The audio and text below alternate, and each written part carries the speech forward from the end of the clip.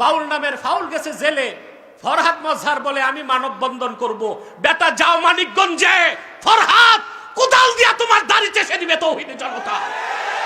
প্রয়োজনে আমি যাব মানিকগঞ্জে, দেখবো কিভাবে তুমি মানববন্ধন করো মানিকগঞ্জের মাটিতে।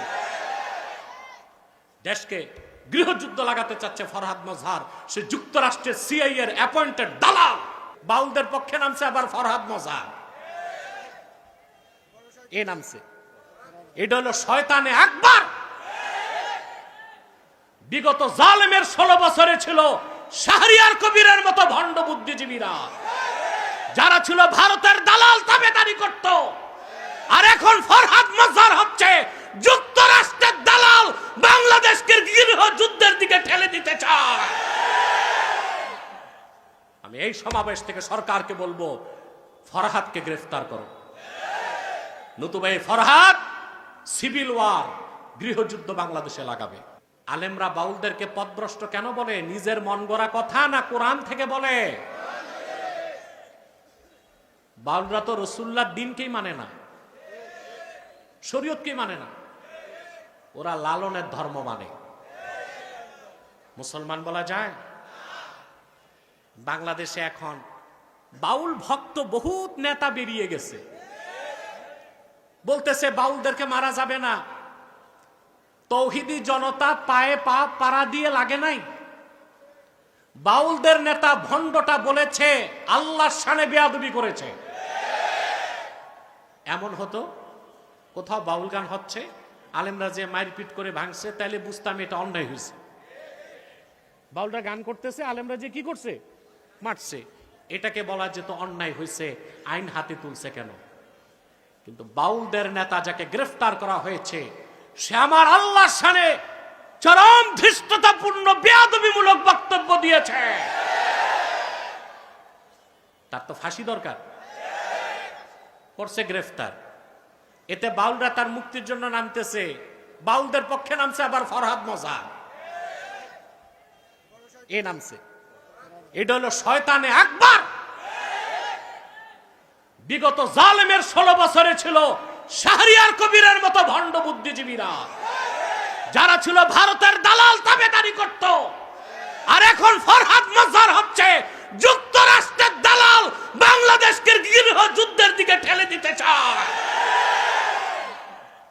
আমি এই সমাবেশ থেকে সরকারকে বলবো, ফরহাদকে গ্রেফতার করো, নতুবা এই ফরহাদ সিভিল ওয়ার, গৃহযুদ্ধ বাংলাদেশে লাগাবে। আমেরিকা চায় না বাংলাদেশে ইলেকশন হোক, ও চায় রাজনৈতিক দলগুলো লড়াই করবে, সিভিল ওয়ার হবে, গৃহযুদ্ধ। আর তাতে সে যেভাবে সিরিয়াকে দখল করছে, আফগানকে দখল করছে, লিবিয়াকে দখল করছে, আমার দেশে এসে দখল করে বসবে, খনিজ সম্পদ চুরি করে খাবে। একদিকে হাসিনার রায় হয়েছে, আরেকদিকে বন্দর দিয়ে দেওয়া হয়েছে বিদেশিদের হাতে। আপনারা রায় পেয়ে মিষ্টি বিতরণ করছেন, আর বন্দর চলে গেছে বেঈমানের হাতে। Laldia port, Pangaon port, new mooring container terminal, তিনটা পোর্টকে সুইজারল্যান্ড, নেদারল্যান্ড, ইসরায়েলের হাতে তুলে দেওয়া হয়েছে। বাংলাদেশের স্বাধীনতা এটা একটা আঘাত দেওয়া হয়েছে। এখন মুসলমান ভারতীয় আগ্রাসন মানি না, যুক্তরাষ্ট্রের আগ্রাসনকে মেনে নিব না বাংলাদেশে।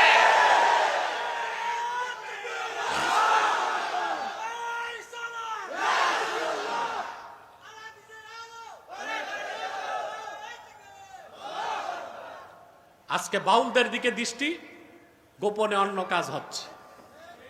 সবার দৃষ্টি কই? বাউলদের দিকে। একটা বাউল মানি ফাউল। কত বড় বড় জাদরেল নেতা জেলখানায় পচতেছে, খবর নাই? বাউল নামের ফাউল গেছে জেলে, ফরহাদ মজহার বলে আমি মানববন্ধন করব। বেটা যাও মানিকগঞ্জে, ফরহাদ কোদাল দিয়া তোমার দাড়ি চেষে দিবে তৌহিদি জনতা। প্রয়োজনে আমি যাব মানিকগঞ্জে, দেখবো কিভাবে তুমি মানববন্ধন করো মানিকগঞ্জের মাটিতে। দেশকে গৃহযুদ্ধ লাগাতে চাচ্ছে ফরহাদ মজহার, সে যুক্তরাষ্ট্রের সিআইএ এর অ্যাপয়েন্টেড দালাল। বাউলরা হচ্ছে ফাউল, শরীয়তকে বিশ্বাস করে না। ঠিক কিনা? কে হক কে বাতিল নির্ধারণ করবে? কে? চিল্লায় বলেন কে? কে হক কে বাতিল তা নির্ধারণ করবে কোরআন ও সুন্নাহ। কোন গোষ্ঠী কোন ব্যক্তির রায়কে শরীয়ত সমর্থন করে না। ওরা নামাজ স্বীকার করে না, আল্লাহকে এক বলে স্বীকার করে না। বাউলরা সর্বেশ্বরবাদীতে বিশ্বাসী, হুলুলি আকীদা, রাসূলুল্লাহ শরীয়তকে বিশ্বাস করে না, তাদের জন্য মায়া কান্না। অতএব ভাইরা, রাসূলুল্লাহ সাল্লাল্লাহু আলাইহি সাল্লাম ১৫০০ বছর আগে হেদায়েতের চূড়ান্ত পথ দেখায় দিয়েছেন আর রেখে গেছেন এই কোরআন। যুগে যুগে হেদায়েতের পথ দেখিয়েছে, কিয়ামত তক দেখাবে।